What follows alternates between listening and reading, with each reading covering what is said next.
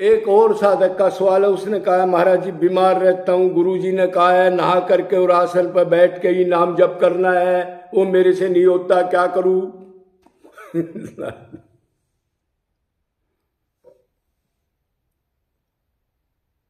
भगवान ने कहा गीता में या भागवत में लिखा है, गुरु जी से पूछ ले। अगर शरीर बीमार हो और वो बेचारा गोली खा रहा है या दुखी है और 2 टाइम उसको नुवाओ, ये कहां लिखा है? गुरु जी से पूछ तो ले एक बार है। ये तो शरीर की क्रिया है भाई। भगवान अपने भगत को तंग थोड़ा ही करते हैं भाई, वो तो अंदर ही बैठे हैं।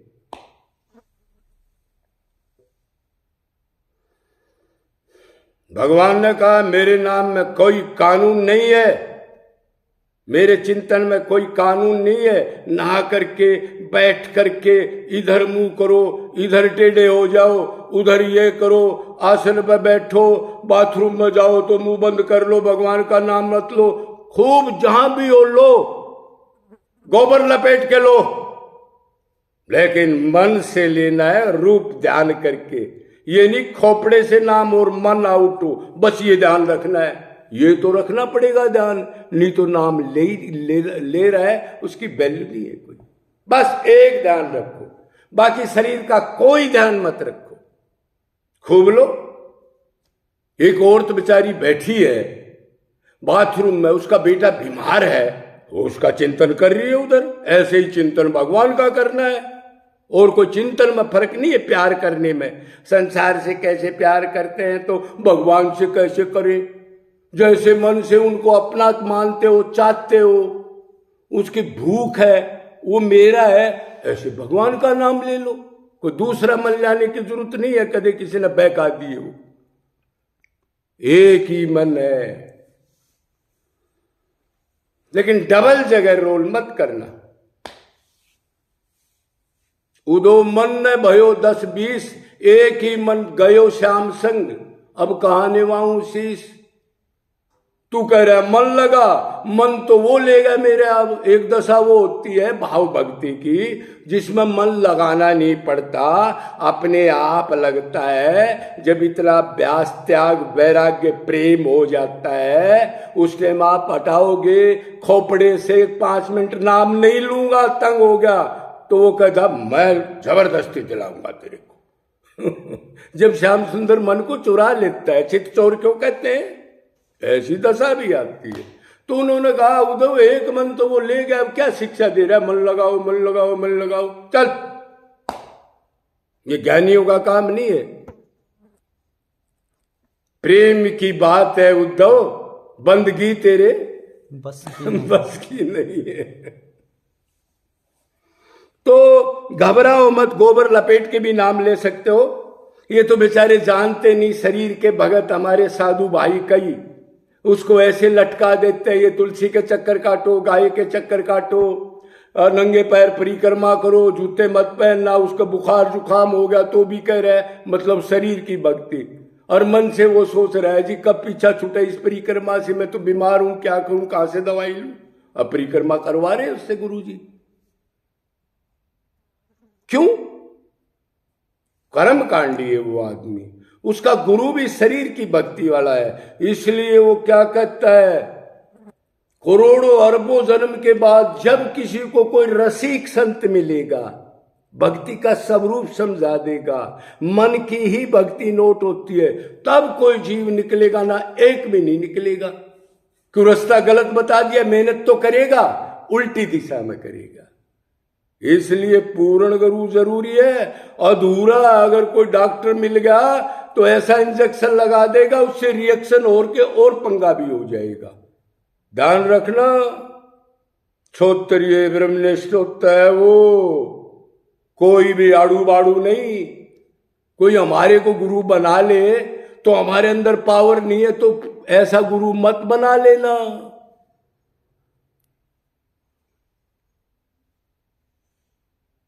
और क्षत्रिय ब्रह्मनिष्ठ मेरा ख्याल में हमने तो 1-2 आदमी भी नहीं देखते, और गुरु करोड़ आदमी बना रहे हैं। गुरु का मतलब ये होता है अब वो भगवत प्राप्ति का ठेका ले ले, उसको कहते हैं गुरु। मतलब अंधकार से प्रकाश में निकालने का ठेका ले ले, तब भेजे में सोच के उसको मंत्र देता है। अरे आजकल तो 2-4 बार आजा चेला बना ले, मंत्र ले जा बेटा। ये फूड़ापन, पाखंड, बरगलाना, भक्ति के स्वरूप को खत्म करना, दंड मिलेगा ऐसे गुरु को। अच्छा जी, अब किसी से आसन पर ना बैठा जाए। आजकल तो सब बीमार हैं, किसी का पैर दुखने लग जाता है, किसी की कड़ दुखने लग जाती है, बेचारे किसी का अभ्यास नहीं है। तो भगवान ने कहा है कि ऐसे बैठ के नाम लो। ये तो योगी ज्ञानी की है, भक्ति में तो ये चीज कहीं नहीं लिखी। भक्ति में तो मन की तो कही है 10 बार, मने मनुष्य नाम कारण बंधन मोक्ष है। जहां मन है वही चीज मिलेगी।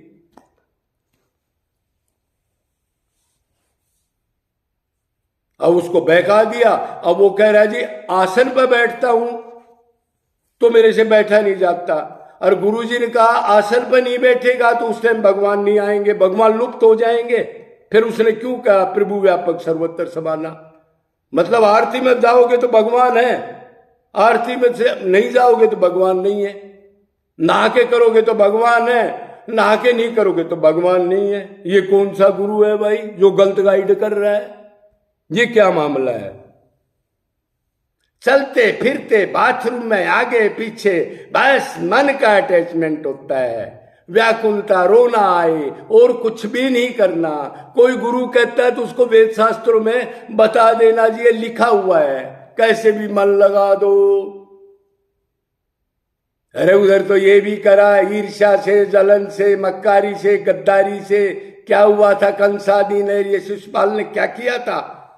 गोपियों ने क्या किया था? जार भाव से मन लगा दिया। अरे फिर क्यों गलत गाइड कर रहे हो इनको? एक तो आजकल बेचारा सब भोगों का हो गया, एक आध आदमी निकलता है उसको शरीर की भक्ति में डाल के डरा देते हो। तो शास्त्रों में लिखा है अगर रोके आप संबंध बना के मन से भगवान को खड़ा करके नाम लोगे तो बाहर भीतर की सब शुद्धि हो जाती है। और वैसे तो हर टाइम 1-2 टाइम तो संसारी लोग भी नहाते हैं, कोई ऐसा थोड़ा 10 दिन नहीं नहाएगा वो। प्यार करना है, बाबाओं से पूछो। अग जी जो घर में रह करके बच्चों से प्यार करते हैं, वो आसन पर बैठ के करते हैं, 4 टाइम नहाते हैं, क्या दिल करे नहा लिया, दिल करे नहीं नहाया क्यों नहाने धोने का नोट होता नहीं? ये गुरु जी को बता देना आप, ताकि आगे दूसरे को भ्रमित ना करे, बेचारा कोई खराब तो ना हो कम से कम। भगवान की एक ही शर्त है, कोई शर्त नहीं। मेरा रूप ध्यान करके मेरे को खड़ा करके निरंतर रो के पुकारो, कब आओगे, कहां जाऊं, क्या करूं, किससे पूछूं, कहां सिर मारूं। संसार से तो वैराग्य हो गया, आप आते नहीं। ये विरह वियोग का, इसी में संचित कर्म भस्म होते हैं। संचित कर्म वैसे भस्म नहीं होते, ना खाली नाम नाम करते रहो और मन और कहीं है। अरे अग्नि लगती अंदर, दर्द गम जलन व्याकुलता निरंतर बनी रहे। 1 मिनट मन में गया तो थर्रा जाए आदमी। मन आउट क्यों हुआ? मन, शरीर नहीं, मन मन मन। भगवान अशुद्ध नहीं होते, अशुद्ध चीज को शुद्ध करते हैं। अग्नि में कोई चीज डाल दो, जय जय श्री राधे।